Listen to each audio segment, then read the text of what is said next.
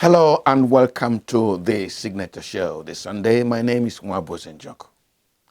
As our Muslim compatriots fasted throughout the month of Ramadan in a spiritual and physical discipline, I watched in utter pain and disbelief the exponential increase in Nigeria's population of beggars, poor, hungry, and destitute members of the Nigerian family. It's an issue we will interrogate this Sunday. Now let's look closely at Nigeria's culture of impunity. Can our social psychologists not find a nexus between military force and top dog culture, which took root from the Civil War years, and what Nigeria is experiencing today? You get to know. Can the nation not take this matter seriously and begin to address it from the point of application of knowledge? Go after them, like the Labour Party leadership crisis, like the hunger to tear out the soul of APGA and abort all it stands for. Who are baying for this blood? For good reason, let us thank Muhammadu Buhari.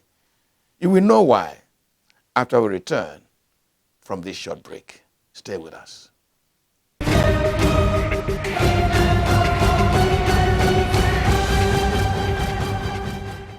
Please, what is going on now and what will occupy national conversation after new executives and legislatures are inaugurated at the federal and state levels in a few months' time? Now, at present, national attention, beside focusing on upcoming election cases, is captured by the jostling for principal offices of the National Assembly. Who will become the president of the Senate or speaker of the House of Representatives? These are the issues engaging our attention. Arguments, including doubtful parliamentary experience and which region should, in a sense of fairness and equity, produce these principal officers.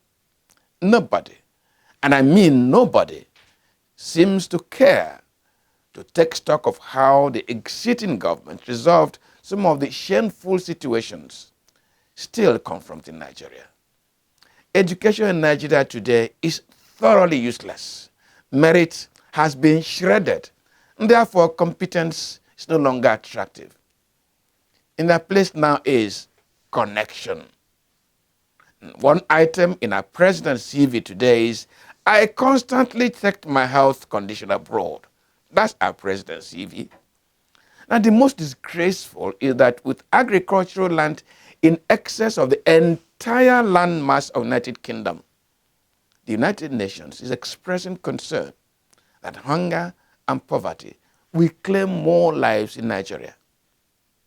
Before our own eyes, this Ramadan, Nigeria's beggar population was swarming many Abuja residents out of house and home.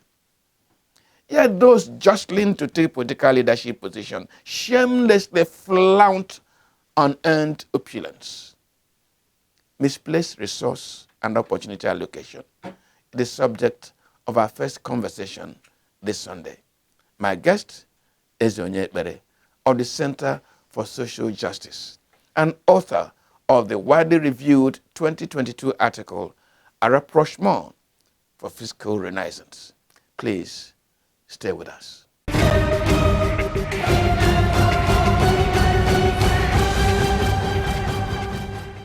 Eze, welcome to the conversation. My pleasure. I'm not mourning or bemoaning, but very soon national conversation will be, oh, we have inaugurated legislatures across the country, and our elected representatives will begin to discuss their wardrobe allowances, their travel allowances. But you heard me say that multilateral institutions across the world are predicting increasing poverty in Nigeria, hunger. Without such predictions, in this Ramadan, check the burgeoning population of Nigeria's beggars. What is wrong? What is wrong is a question of law and policy formulation vis-a-vis law and policy implementation, as well as law and policy analysis, monitoring, and evaluation, because nothing in life is a given. Every social situation is a product of the enabling laws and policies, how good they are, and how well, effectively, and efficiently, and how robust the implementation has been. So for me, that is essentially what is wrong. And why I'm saying this is that we should forget what is written in the books. Even most of the times in Nigeria, we have wonderful laws with wonderful policies, but implementation is where the failure starts. And those who are charged with implementation, ab initio, do not want to implement it to the letter in terms of the policy objectives. They have another goal they are pursuing, which is different from the goals written in the books. So that explains why we have this explosion of poverty, explosion of misery, explosion of hardship, and unfortunately, with no end in sight in terms of saying there's a silver lining in the horizon. I am not seeing any, but we can always make recommendations for those who are in positions of authority. If they want to take it, review it, and see how it can be implemented, great. Yeah, but the legislature, that's where I become from, is supposed to be weighing in, reminding the executive of things that have been done right or not done right, of omissions, of wrong or right priorities.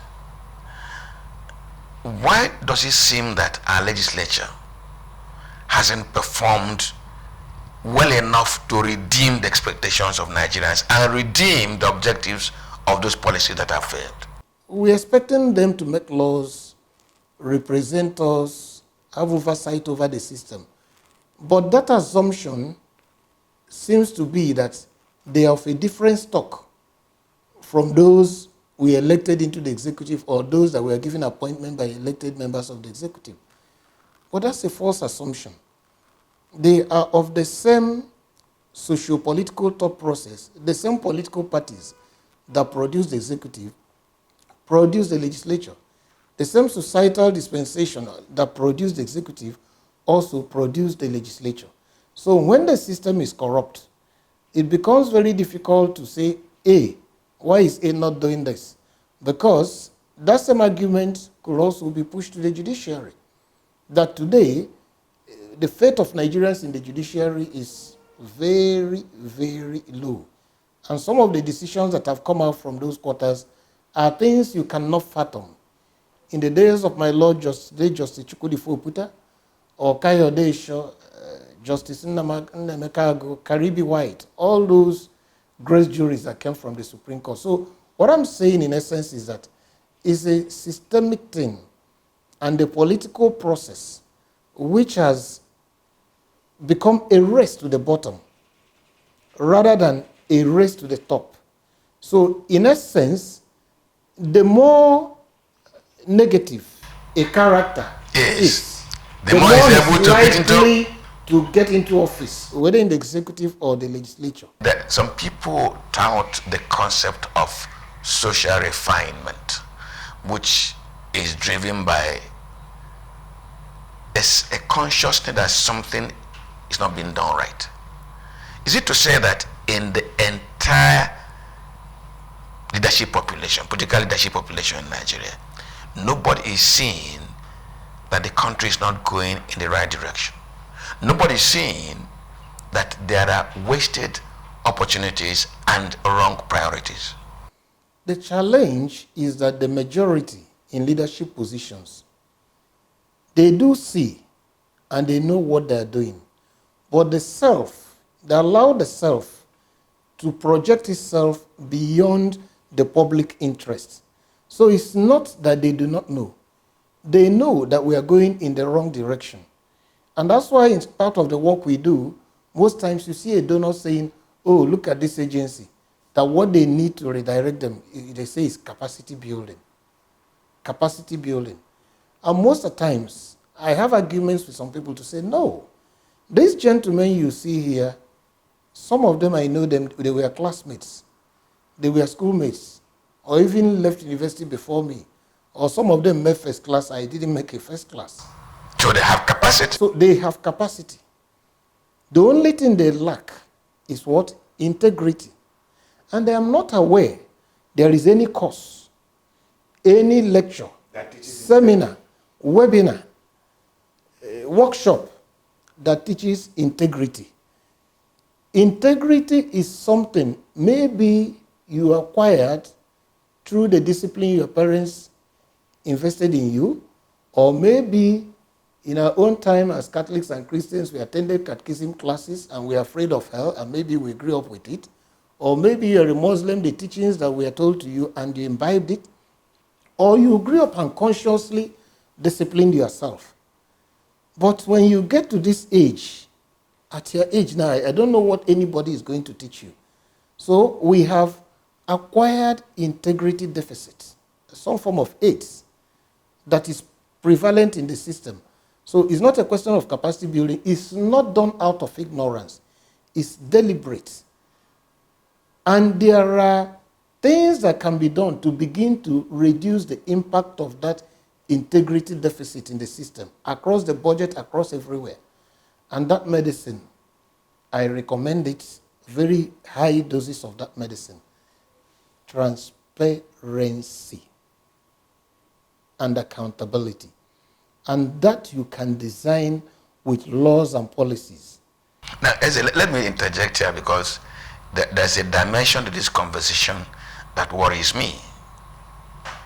And that is, as things get worse and the citizen sees himself under the boot of hunger, poverty, sickness, uncertainty about tomorrow. Survival is the first law of nature. In that, whether I speak, I will die. If I don't speak, I will also die. And the citizen decides that enough is enough. What can we do now to please prevent such a prospect? It's already here with us. I will tell you something which some people may consider a little bit outrageous. Go and read the preambular paragraph 3 or 4 of the Universal Declaration of Human Rights. It states that whereas if man, read man and woman because that was the language of 1948, is not to be compelled to rebel against tyranny, that human rights and fundamental freedoms should be protected by law. Implicitly, it recognizes a right to rebel against tyranny. That's my jurisprudential postulate, that there is a basic right to stop any man or woman who wants to sit on your head. Maybe you start by begging him to tell him this is not the appropriate place to sit, and he ignores you. You have a right to throw him off and deal with him. Okay? So, that could have been part of some form of rebellion against the system that happened during NSAS. It was contained. But the way our leaders are going about it in Nigeria today, I cannot prescribe a solution, because when you push people and push them, Nigerians already pushed the wall. They are pushed to the floor. Nigerians are now digging up the floor to see if they can enter. All right? But there may come sooner than later a newer generation, not the older ones, who will simply say, enough. If we keep quiet, we are going to die. If we confront you, we stand a chance of kicking you off and surviving. So the only option open will be to confront that system. That's where we are. Let us put a cap on this conversation. I want to return to the legislature. Yes. Because I have on it, because that is where Nigerians should expect salvation to come from when things are going wrong. What do you want to be telling our legislative houses as they expect to be inaugurated in June? Agenda for us, at least have some breath, fresh breath. The agenda will start from an appeal to them because they are the lawmakers, more or less the custodians of the law, and can also decide, as we have seen they've been doing, to be the chief lawbreakers. The first starting point for them to have the moral and legal spine to stop the executive is to stop taking monies that do not belong to them legally, constitutionally. They use some form of corrupt legalism to appropriate monies that they shouldn't be taking to themselves. We had the Shehu Sani telling us they used to share about 13 million, is it every week or every month? Now, when you take that kind of money and acquire money through ways and means, not within the contemplation of the Constitution, you cannot just walk into an executive office and start complaining that the man or woman has stolen, because he sees you take what doesn't belong to you under the guise of appropriation. So if you walk in there, he could possibly ignore you. Or the best you can do is that you may threaten him, which will be like blackmail. Oh, you are going to have a public hearing. And they call you and all the radio and television houses are there. Even if the place is very cold and are calling you a thief in the public glare, asking you those uncomfortable questions, you'll be sweating and wiping sweat. Maybe that's the much, and you wouldn't like your name scandalized, so you give them a portion to take and leave you alone. So the first thing they need to do is to set that agenda by stop taking what doesn't belong to them. That is the first step. Then it comes back to some level of acquiring integrity. If you don't take, and people see you don't take, so it will be easier for me to come to you to say, Mr. Njoku, what you are doing is wrong. And you say, who is this person coming to tell me about right or wrong? You explore and explore to see whether that thing I'm warning you is wrong, whether I'm doing it, and you can't find anything. The chances that you will have a rethink or listen to me is there. But if that same thing for which I came to you is exactly what you know I do, you just be watching, say, who is this guy? Who is he thinking he's talking to? So that's the major assignment. And then they should take their work seriously in terms of appropriation. Make sure you make budgets, expenditure proposals that are in tandem with the revenue profile. Actually, not just to bloat it, and then we have credibility problems with budget implementation. And when you make such budgets, you follow up the implementation. Make sure it is implemented to the letter, that contracts are not inflated. And where you see these things happen, of course, you raise your voice. Talk to the anti-corruption agencies, mandate them to do the needful. And if they are able to do that, they will make everybody sit up, including the judiciary. But they are so much involved in the system. This question will have made so much sense at the time of primaries.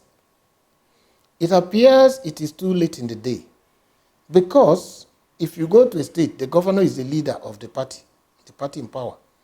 Nobody gets nominated to be a legislature, including the senators, if you are not in his lineup, if you are not a product of his system, or if you disagree with him, he will frustrate you. And at that point, they bring on board all kinds of characters, not based on merit, not based on competence, not based on character. So now they have loaded the system and people have been elected. It appears to be too late. And many of them spent humongous amounts of money. Eze, I want to thank you for coming to the conversation. My pleasure. Great.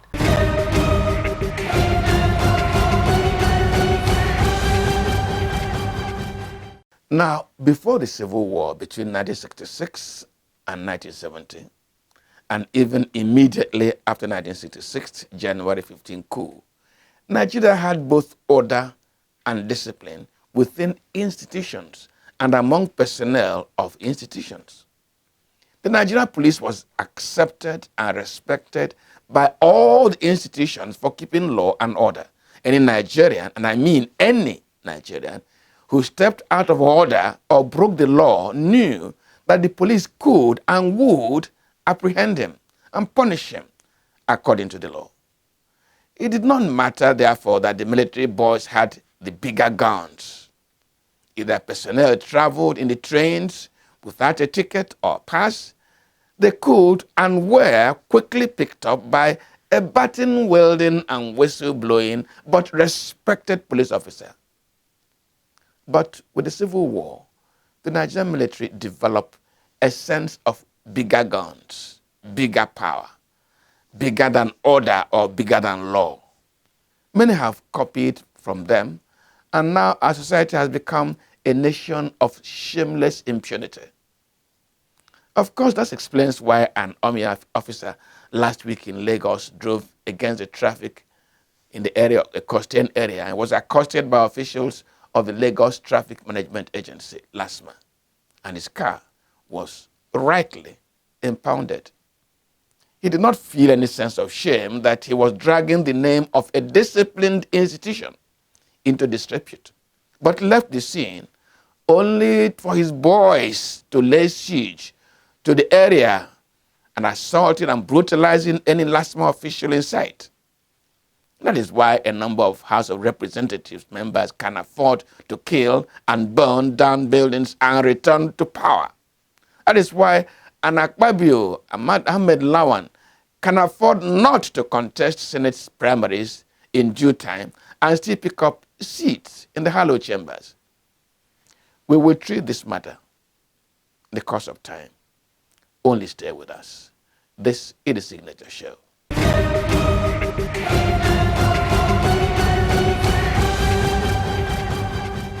Yes, this is the Signature Show on AIT, and last week, the national chairman of the All Progressive Grand Alliance, APGA, Edozie Njoku, was arrested at the premises of a court in Abuja. A prosecuting counsel had raised complaint about his conduct to the judge. The case is one of many, all targeting the soul of APGA.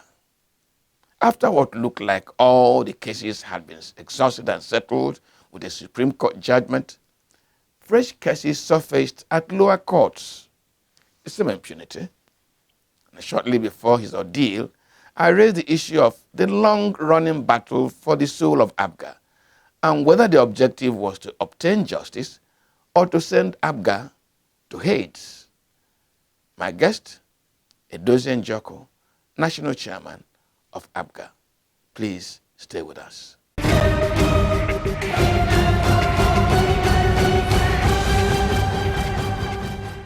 Well, let me welcome you to the conversation segment of the Signature Show this Sunday. You know that our conversation never ends. And this Sunday, we go back to an issue we raised in 2021 and in 2022. On those two occasions, we had a conversation with Chekwas Okorie, the founder of APGA. Again and again, the APGA matter went back to the courts and to the courts until eventually it appears that the matter has been sorted out. Has it been sorted out? My guest this afternoon is Chief Edozie Njoku, the man whose name has been in record, off record, in court, off court. Where does he stand?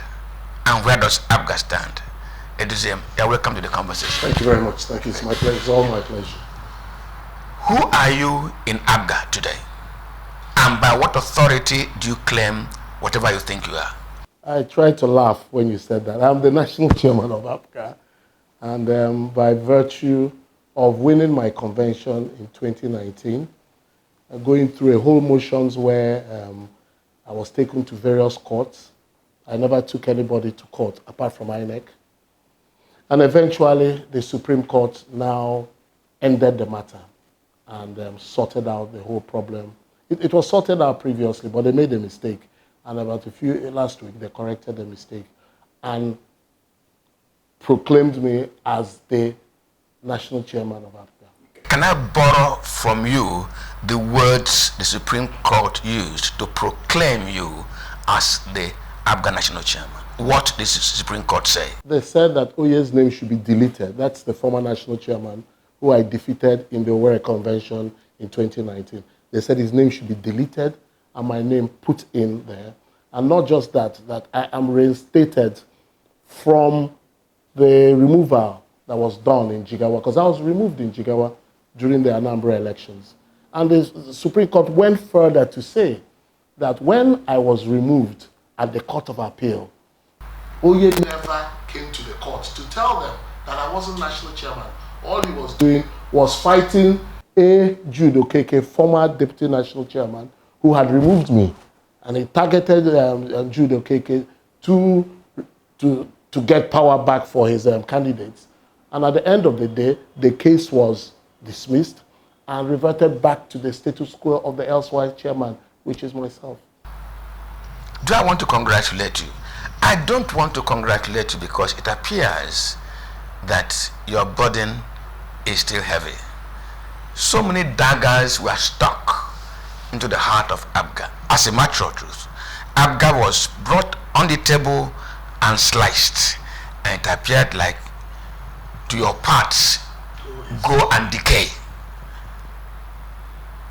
Can you bring back the heart of APGA to a single beat? Well, I was the first vice national chairman of the party. I was a conveyor of PDP in Anambra State when PDP was formed. And it was from PDP that we now decided that we wanted to have a party that had some Igbo coloration. It wasn't meant to be a Southeastern party, but it was a party because there was so much, we felt there was so much injustice at that period. We were the only zone that had 5 states, the rest had 6, another had 7. The way local governments were being done, we found that we couldn't win elections at the national level. And we felt that there is no way a Southeasterner could win an election of a party, of a major party as a primary, because of the way everything was done. And we looked at AD. AD was doing reasonably well. Looking at AMPP, and AMPP were protecting the interest of the North. Then we look at AD. AD was protecting the interest of the Southwest. And we said we need to have a party as well, not to be a confucianist, not to be a militant group, but a group that speaks for its people as a political party. And when you see what's been happening in Nigeria in the past 5-6 years, you know that the Southeast actually does need a body, a political party, as per se, speaking out for the interest of the Southeast. Yeah, but my question was bringing APGA back to one single heartbeat. Because all these court cases, all these altercations, all these divisions and exits and returns factually divided the soul of APGA. I would love to answer that question very. You see, if the hearts were not divided, as you said, APGA would have, by now, would have had at least 4 to 5 states in the Southeast. What happened was certain people in Anambra State felt that it was their birthright. And when you come near, they say, no, it's our party on kind. They even changed the slogan of Onyahala Nwanne, which is be my brother's keeper, to this is our own. It's not an Anambra party.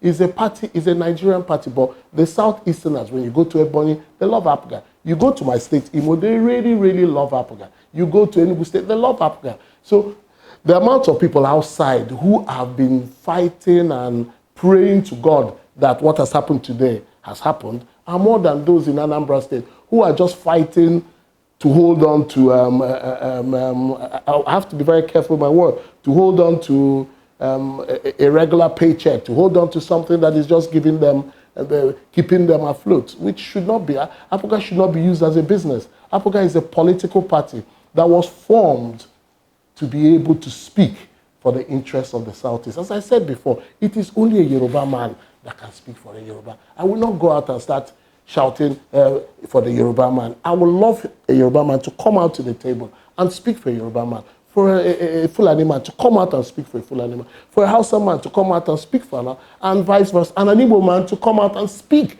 for the interest of an Igbo man. But what we've noticed in Nigeria as well is that people go out and speak for their own self-interest. So it's also better when you have a political party that is speaking for an interest of a group interest. Chief Njoku, you are now reinstated as the national chairman of APGA.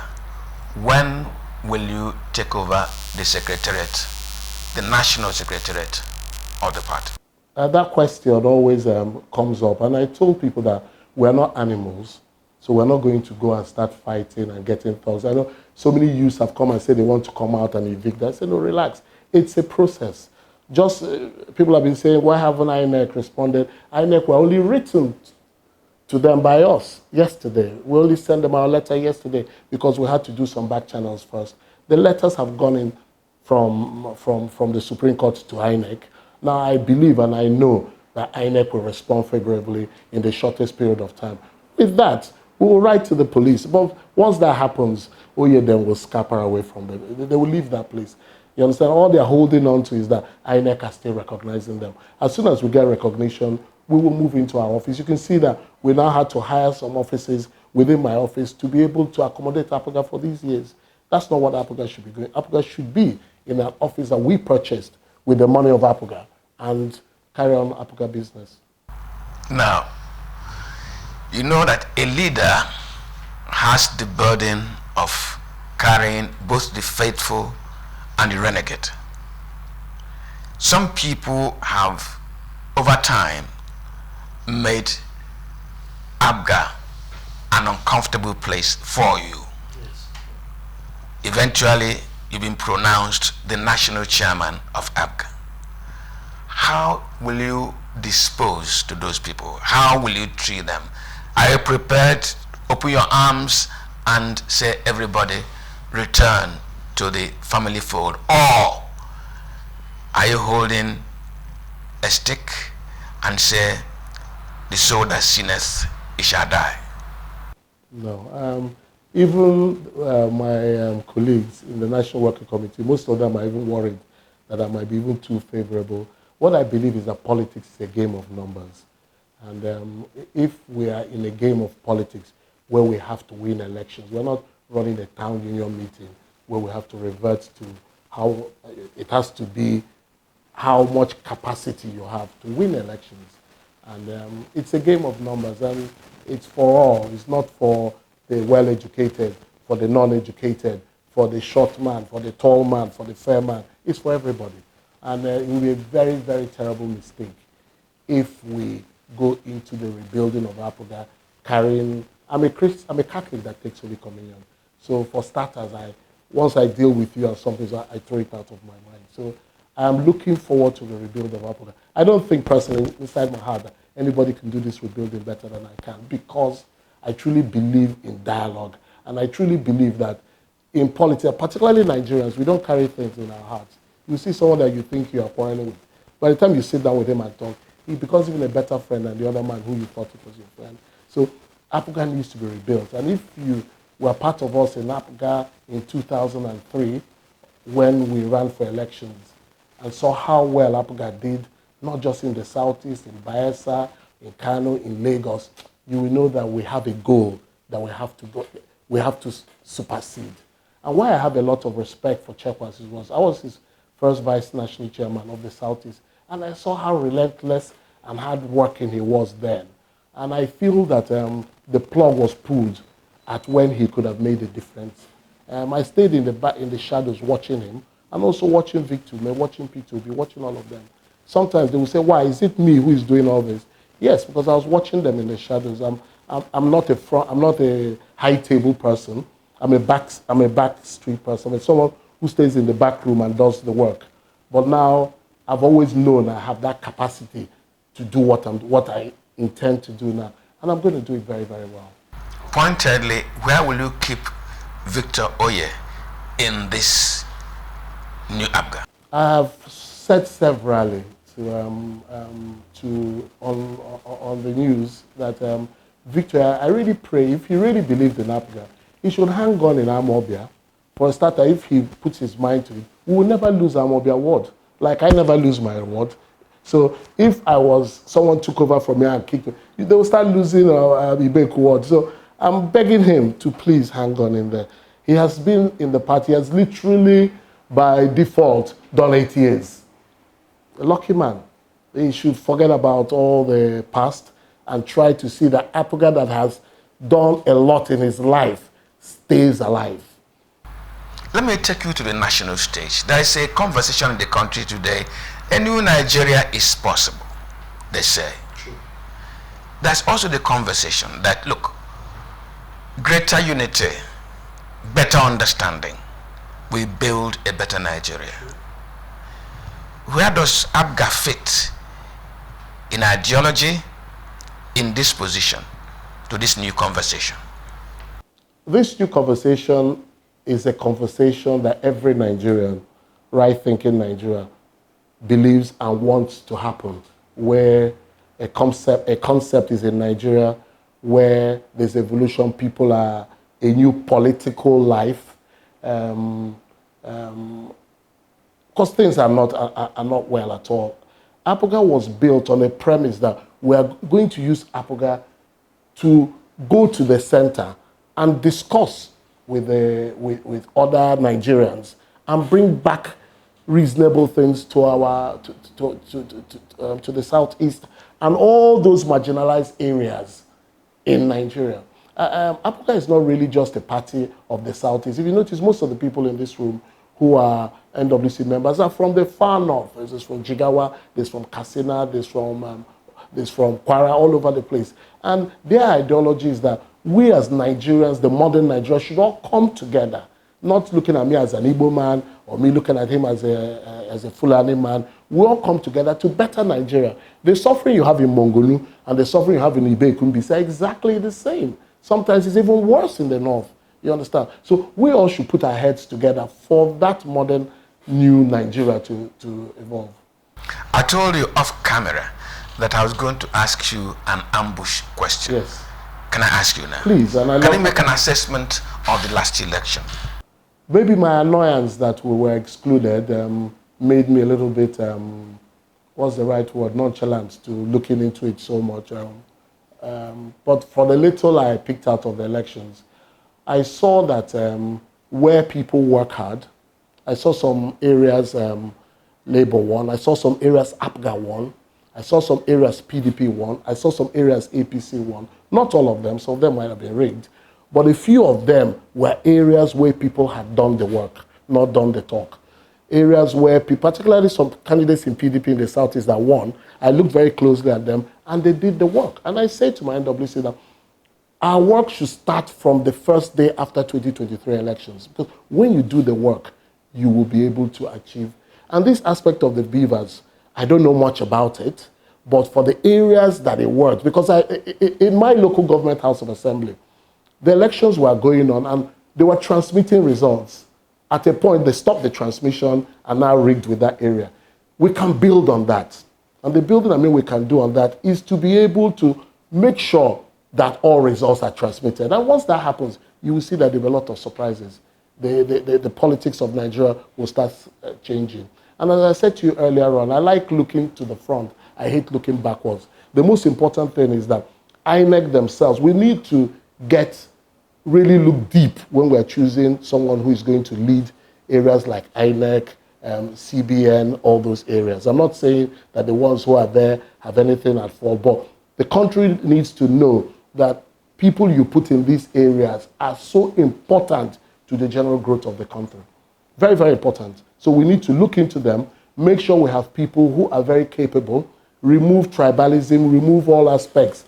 Look for someone who's totally detribalized or someone who doesn't look at money as so important as we in Nigeria do. Because the biggest problem we have sometimes in Nigeria is that money is our God. And as soon as money becomes your God, you do things that a normal human being, I'm not saying a normal Nigerian, I say a normal human being will not dream of doing. Things that a normal human being will not dream of doing. Yeah. But there is also this argument that politics in Nigeria, especially political parties and their processes, have become the refuge of the scoundrel. Now listen to why that argument. I'm not the person making it. That by the time the military, by the time Abacha died, and Abdulsalam Abubakar took over, most clean-minded, moralistic Nigerians who would have moved into critical leadership were still skeptical and stayed back. And the daredevil 419ers, whose stock in trade is fraud, subterfuge, and undermining the process, took over the realms of politics, and that they have implanted their value, and there is abiding value in Nigerian politics. And therefore, political parties, political processes have become the refuge of Nigeria's scoundrels. What do you say about this? And do you think APGA as a party can filter this argument and stand clean? I love your questions, and what I'll say is that whole scenario is very simplistic. Nigeria is a little bit more complicated than that, and it's so simple to make aversions. And the simplest basic thing in that is that Nigerians don't persevere. They don't fight for their rights. They don't tell the truth. We don't have any values. You look at the fight I fought in APGA against 2 sitting governors. No one would do that because money comes in. I can't tell you the kind of offers I've had. But why I'm going that direction is that most of all the people we're talking about, what you're talking about happened in 1998? 1998. And you think of the age, there are so many youths now that we should be looking at them taking power. You understand? My son is 29, was 27 when he was a senior special advisor to the Prime Minister of England. When they write about him, they say a senior member of the Conservative Party. He was in his 20s. We should give more power to the youths. And they are fighting a bit and they are coming up. And I just asked them to take a look at the fight I fought and try and be persistent, continuous, stop listening to all these old men telling them that it's impossible, that he has too much money, it can't be done, because they are fighting for their lives. It's near impossible for a youth today to buy a new car. I bought my first new car in 1983, 11,600, an SR 504, from a business I did after my youth service. 11,500, no youth can buy unless he's got a straw or siphon to some part of government where money is coming from. No youth can build a new house unless there's somewhere that we can't explain that the money is coming. It shouldn't be like that. They should all get up. Nobody's stopping you from speaking. But what Nigeria fights against, or a state fights against, is you coming up with all kinds of, go out into politics and put your war out. And when you go into politics, speak, and people will listen to you. And all those so-called 419ers or whoever you're talking about will find that when they're in the room with them, they can't talk because they have nothing to talk about. So the more of the people that can put up the kind of fight, even if at the end of the day they model me up and everything, I have been able to express myself. I'm talking to your camera now saying that that's what needs to be done. Nigeria doesn't need war. We don't need to all this breakout. All we need is to restructure our Nigeria and be able to tell ourselves the truth. I'm happy about your enthusiasm. But can you look at the last election and see how the entire processes were muddled up, were undermined, were hijacked, where you openly saw violence, and where you saw that what ought to be a simple process became a very difficult, complicated. One of my guests said to me that processes and institutions have been captured. Capture the police, capture INEC, capture the officials in the field, capture the political party, and who are doing the capturing except those who are not very honest. Can an honest politician decide to do it the wrong way? I ask you because of your enthusiasm, very positive, but I'm talking about experience. And please put APGA in the mix. You didn't contest the last elections. You are going to contest going forward. Yes. How will you play in this kind of environment I've described? We've been playing in the environment, APGA. I came out of prison. I was there for 2 days, and I made a speech, and I told them that there are groups, whether in the Supreme Court, whether in INEC, whether in the police. The IG of police might not know, but there's powerful people within there who are there to subvert, collect money from crooked politicians to do their bidding. In the Supreme Court, letters will be written against judges who go on a holiday, and someone will write a letter to say that a judgment is false. It's all in the system, but it's for us. And that's the advice I'm giving to the youth, that we should stop crying over spilt milk. Nigeria is the way it is. When I was shouting those things 6 months ago, a few months ago, all those who are contesting election, who have just contested, none of them opened their mouth to say, please, we need to look into this. And it has reoccurred and happened. But Nigerians should learn how to speak out when they see what they perceive to be evil. I'm not saying there's any evil, but when you perceive it, speak, and someone else can look and say, is it evil? Is it evil? And we'll collectively deal with it. I don't think any of those politicians we're talking about wants a bad Nigeria. They all want a good Nigeria.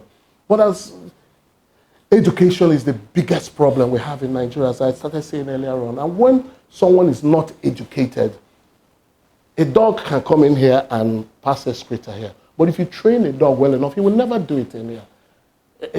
Most Nigerians can defecate in the darkness. But a true person will never do it outside in the darkness because he knows a human being doesn't do it. What we need is an educated mind. And we're lacking in that education. So we can't just jump into the political sphere and start saying politics is wrong. The system is totally wrong. And we need to pick it one by one by one. I won't fail to say this. I've never really met Tinubu before. But one thing that I'm happy about is that I am a strong advocate of the tax system. I keep saying that. And any society where 80 to 90% don't pay tax, the country cannot move. Because even if you see a local government chairman or a governor spraying money in a function, it's not your money. But when you pay your taxes and you see him living a life he shouldn't live, you will rebuke him. And I believe and know that Tinubu will really do a great deal on taxes. And if we start building from taxes, we'll have the revenue to do certain things. And I think Nigeria should now be more realistic and let's stop being petty. We should be realistic and know that we are at the bottom of the rock. You can't take your card, your debit card now to London or anywhere and go to a machine and even take out £5. In 2012-13, you could go there and take out from the ATM, you could buy stuff there, you could go to a shop and use your card with your Naira in your bank. Nigeria has come so backwards that we really need to be focused on how do we get out of the quagmire in which we find ourselves. I was focused on fighting for APGA to get out of that quagmire, a serious quagmire. And you can see the kind of quagmire whereby a Supreme Court judgment has been given and they rush to another court before the CTC is out and get a judgment from a federal high court. That is the level of decay in this country. And we just pass it by. People call you the next day and say, hey, we saw that another court has affirmed, oh yeah. And you look at this one and say, and I laugh, I say it's lack of education. A lot of people who are in big positions, they're not educated. They're not educated. And education of the mind is the number one thing Nigeria needs to, or number two after taxes. Because we need the money to be able to start building our infrastructure. Stephen Jock, let me take you to November 2023. A number of elections are coming up in November. The Imo State governorship election is coming up in November. Bayelsa is coming up. Which other state again? I think about 3 states. Yeah. Will APGA contest those elections? Yes, because we've done our letters at the beginning of the month, the 21-day notices. And on the 12th of this month, we're doing our congresses to who are going to vote for the candidates we have in those 3 areas. All is left to INEC to be able to do the needful and come and get someone to supervise those things. And if they don't, we carry on with our process. And at the end of the carry on, because the problem we have in Nigeria at the moment is not giving up. We don't need to give up. Everybody expects you to give up. Don't give up. Keep pushing. And democracy, even in South Africa, took a longer period of time. This is the true democracy that we're fighting for now in Nigeria because it has escaped what many people in government call democracy or leadership. I'm sure you know it's not what it is. So we have got to be focused and make sure that we don't take our eyes off the ball and do our own bit. Just your own bit is good enough. A number of candidates won election in this last cycle on the APGA. I know that in Abia, there's a Senate, distinguished Senator Baribe won on the ticket of APGA. There are a number of other people who won election on the ticket of APGA. What role do you expect them to play in this new development, in this reconciliation, this new family? What do you mean by role? Yeah, they ought to be part of your reconciliation efforts, your new designing your new way forward and all that. They are members of the family. Yeah, there are two things that you've got to take into consideration. And that, in that thing is that Oye illegitimately stayed in power from 2019 till today. It's just like now we are going through a new process where we'll have a governorship candidate, and if, God forbid, because I know INEC wouldn't do that, let's assume that they don't accept, which they will, but let's assume that you'll find out that there will be a candidate in Bayelsa State on our side and a candidate on the other side. So the question you should be asking is, there's got to be a method in which we as a party harmonize ourselves as a party. So that's an inside thing, and that will come up. Once we are recognized, we'll all go into our discussions of how do we harmonize and move forward. No, I insist on the role, and let me tell you why I'm saying so. There are fears that now that you've taken over legitimately, that actions taken by Oye and Co. were illegitimate, were illegal, and with all due respect, bastards don't take over the OB or their fathers. And therefore, when the legitimate son comes, he asks the bastards out. Are you going to ask the bastards out? Let's go 2 steps backwards. As I said to you, I'm a very peaceful person. And what I said earlier on, I meant it. I said that the very minute INEC gives us that recognition, there must be some discussion between that particular, let me assume that you won for Federal House in Abuja here, and he contested for Federal House. You're not just going, you've got to bring them to the table and have a discussion. You understand? And it'll be done with the party. Two wrongs don't make a right. And they can't be claiming right and we claiming right. As a political party that wants to rebuild, we have to go into that discussion. But that's not our problem at the moment. Our problem is getting that reconciliation done. And I believe I can I can go to some of our people and say, calm down, next time you go. You understand? Those discussions need to be had. And it needs to be so that that person will know that things are not a given, that there are conversations and that what they did was not quite right. You can't blame them. It's, oh yeah, you will blame. It was not right. But they have to know that what the other people did as well are not completely wrong. Chief Njoka, I'm going to cap this conversation with a request from you. Yeah, please. Now that you have returned to office, can you tell me the first 2 steps, concrete steps, that you want to take? The first concrete steps are, which is not very, very important. We're having an NWC meeting straight away after that and devise some policy statements. Then there are about 5 or 6 people on the other side and on this side, top leaders, who we are all going to collectively go and see and talk with them. Bianca is one of them. She's always supported me, but she was more on the other side. I need to go out and speak to her. Quite a few people. I'm just giving her as an example. The governor himself, we need to all sit down and chart out a way for the party. And he will look at us and understand where we are coming from. And we look at him and know where he's going to. And that's it. And make sure that APGA turns down the rhetoric. You know, there's too much in the air. We need to calm down and go back to the boots, go back to the units, go back to the villages and start telling them, not Unkabunkain. You understand? That's one of the first things. The second step is preparing for our congresses, because we need to do, my tenure is literally over. I have less than 2 months on the seat because OEA encroached so heavily onto it. We will do our congresses, then a convention. And in that convention, we hope everybody, both in the diaspora, everybody will come out and we'll look at our manifesto again, know what Nigeria is today, how we tweak it, to be one of the political parties who have a manifesto, because you must have a manifesto. We must tell Nigerians what we want to do for the next 4 years, so that there is something that they will look at and know whether we're successful or not. Chief Edozie Njoku, thank you for coming to the conversation. It's my pleasure indeed. It's my pleasure. Well, you know that the conversation never ends. It goes on and on as far as issues keep recurring and coming out. And my name never changes. It's Edozie Njoku. Good afternoon.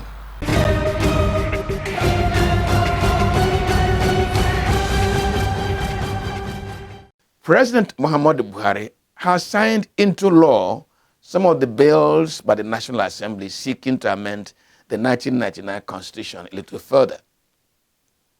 As much as I do not agree with the president in turning down his assent to the provision that seeks to separate the position of the Minister of Justice from that of the Attorney General of the Federation, I must this afternoon, and with good reason, thank the president for assenting to the law now that allows states to build their own network, railway network, without needing permission from the federal government, and generating and distributing power without having to go to the national grid.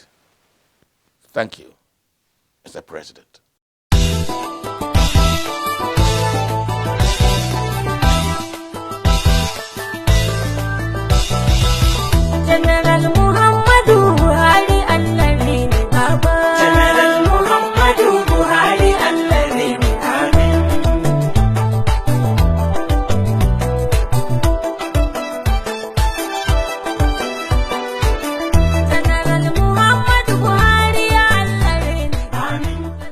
And that's our package for this Sunday. My name is Edozie Njoku.